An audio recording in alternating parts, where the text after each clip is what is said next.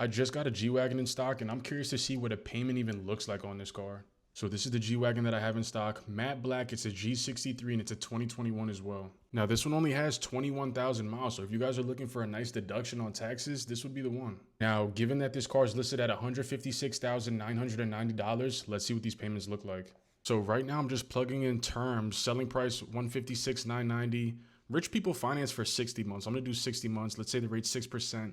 $50,000 down, I think is a good down payment. I hope that's enough. This car is expensive as hell. So with all those terms put together, financing for 60 months, your payment would be $2288.97 on this car. If you were to keep this car for the full 60 months, you'd be paying $19,000 in interest. Now, I'm obviously not in a position to make a $2,300 monthly payment, but if you guys had it, could you justify paying $2,300 a month on a car? Me personally, I'd probably do it. I'm not gonna lie.